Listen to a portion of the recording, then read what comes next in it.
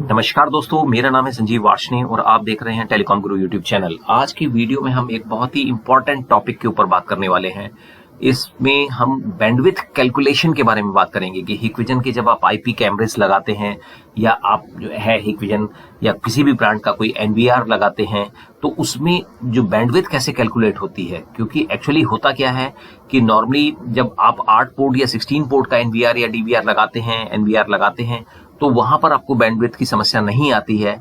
But जहां जैसे जैसे आप जो है कैमरे की एमबीपीएस बढ़ाते हैं, जैसे सपोज आपने यहाँ पर 2 MP का कैमरा लगाया तो कोई प्रॉब्लम नहीं आती है, 4 MP का कैमरा लगाते हैं तो अप टू मैक्सिमम एक्सटेंट तक नहीं प्रॉब्लम आती है। बट जैसे ही आप 4 MP से ऊपर जाते हैं 8 MP या 12 MP कैमरेज में तो आपको जो है बैंडविड्थ का इशू आना शुरू हो जाता है। कई बार आप देखते हैं कि फेल टू कनेक्ट नेटवर्क आता है, कई बार नेटवर्क होस्ट अनरीचेबल आना शुरू हो जाता है, कभी किसी कैमरे पे आता है, कभी किसी कैमरे पर आता है।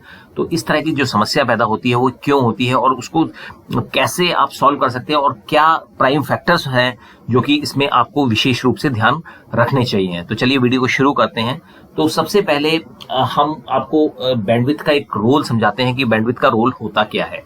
तो यहाँ पर देखिए हमारे पास सबसे पहले एक 7632 NIK2 ये 32 पोर्ट का एनवीआर है जो कि 32 मतलब दैट मीन्स की कैमरेज को सपोर्ट कर सकता है।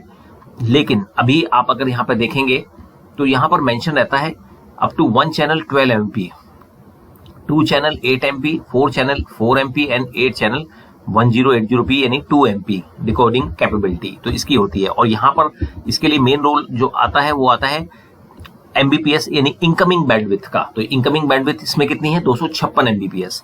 तो हमेशा ध्यान रखने की बात होती है कि आप पूरी बैंडविड्थ यूज नहीं कर सकते। 256 MBPS है तो दैट मीन्स कि आप जो बैंडविड्थ यूज कर सकते हैं वो मैक्सिमम जो है 75% आप बैंडविड्थ यूज कर सकते हैं। यानी अगर आपके पास 256 बैंड की बैंडविड्थ है तो वहां पर आप केवल जो है 192 MBPS के अप्रोक्सीमेट यानी अप्रोक्सीमेटली 200 MBPS की बैंडविड्थ को यूज कर सकते हैं। अब सबसे पहले जानते हैं कि बैंडविड्थ कैसे कैलकुलेट होती है। तो यहाँ पर क्या है कि बैंडविड्थ कैलकुलेट करने के लिए यहाँ पर हमने 2 मेगापिक्सल कैमरा आईपी कैमरा लिया है और 4 मेगापिक्सल का आईपी कैमरा लिया है। तो यहाँ पर क्या होता है कि अगर 2 मेगापिक्सल का कैमरा है तो अगर रफ एस्टिमेट में हम बोलें तो 4 MBPS की बैंडविड्थ ये लेता है। यानी जो जितने भी MP का कैमरा है अप्रोक्सीमेटली डबल बैंडविड्थ रिक्वायर होती है। यानी 4 MP का कैमरा है तो 8 MBPS की बैंडविड्थ रिक्वायर्ड होती है। तो इसी तरीके से अगर 6 MP का कैमरा है तो 12 MP की आपको MBPS की बैंडविड्थ चाहिए होती है और 12 MP का कैमरा है तो 24 MBPS की बैंडविड्थ आपको रिक्वायर्ड होती है। तो ये बेसिकली कैलकुलेशन है। अब यहाँ पर आप देखिए कि अगर हमारे पास जैसे एक 7632 NIK2 NVR है तो इसका अगर हम 75% करते हैं तो अप्रोक्सीमेटली आता है दैट इज 192 MBPS। तो यानी आपकी जो बैंडविड्थ यूजेबल बैंडविड्थ है, एक्चुअली क्या होता है कि जो रेस्ट ऑफ द बैंडविड्थ होती है वो यूज होती है हार्ड डिस्क और इंटरनल जो फर्मवेयर वगैरह के ऑपरेशंस के लिए, जो कि कई बार क्या होता है ना बफरिंग वगैरह के लिए कि भी मीन्स आप देखते हैं कि कैमरे आपके बफर करने शुरू कर देते हैं। कभी कोई कैमरा स्टार्ट हो जाता है, कभी कोई कैमरा बंद हो जाता है, तो वो इसी रीजन से होता है। तो कभी भी आपको मैक्सिमम कैपेसिटी पे बैंडविड्थ को यूज नहीं करना है। मतलब मीन्स अगर 256 MBPS है तो 192 MBPS तक की अप्रोक्सीमेटली मैक्सिमम आप या अप टू 200 MBPS की बैंडविड्थ को आप यूज कर सकते हैं। तो यहाँ पर हमने देखा है, देखिए यहाँ पर 2 MP कैमरा 4 MBPS की बैंडविड्थ लेता है और 4 MP का कैमरा 8 MP की लेता है। तो अगर हम यहाँ पर 4 MP के जो है 19 कैमरे लगाते हैं तो दैट मीन्स कि एक कैमरा 8 MBPS लेगा तो यानी 19 इंटू 8 यानी 152 MBPS की टोटल बैंडविड्थ 19 कैमरों पे ली जाएगी।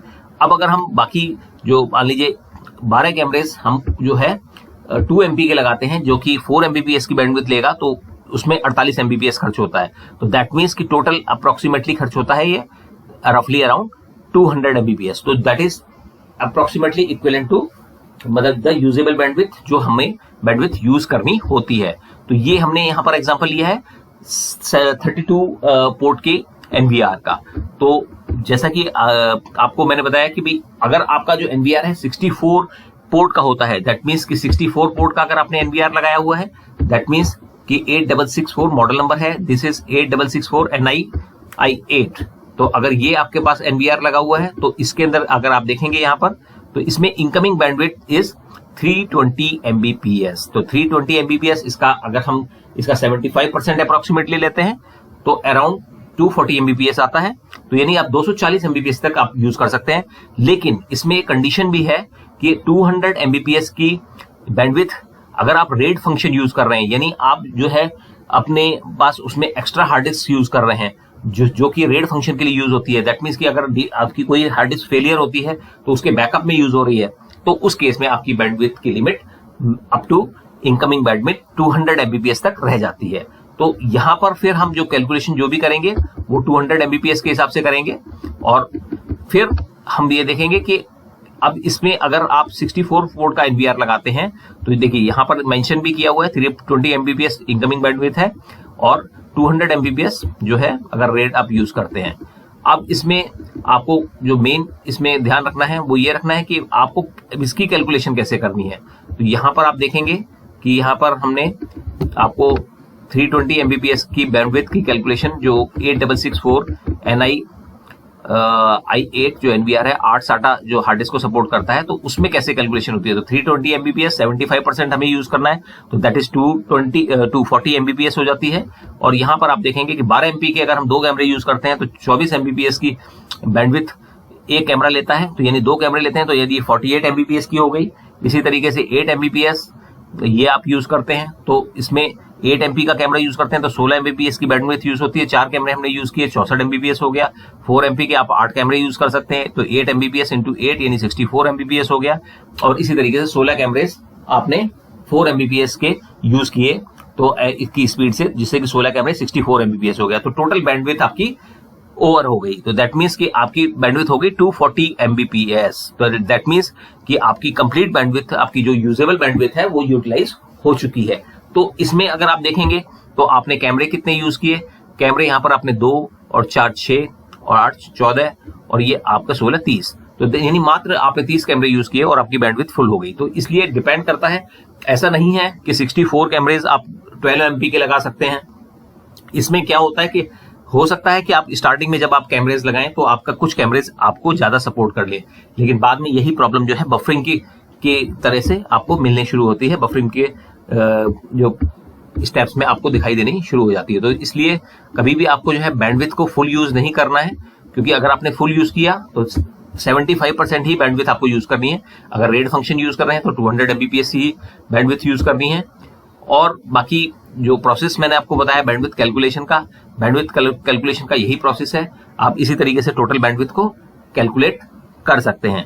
तो आप अपनी कैलकुलेशन खुद भी करके देख सकते हैं, और बैंडविड्थ कैलकुलेटर भी हिकविजन की साइट पे अवेलेबल है। वहां पर जाकर भी आप अपने मॉडल नंबर को सेलेक्ट करके आप बैंडविड्थ की टोटल कैलकुलेशन कर सकते हैं। तो अगर आपको हमारा ये वीडियो पसंद आया हो तो आप हमारे वीडियो को लाइक कीजिए, चैनल को सब्सक्राइब कीजिए and press the bell icon. और अगर इससे रिलेटेड कोई भी इंफॉर्मेशन आप जानना चाहते हैं तो आप हमें मेल कर सकते हैं और आप हमें फोन पे कांटेक्ट कर सकते हैं। Thank you.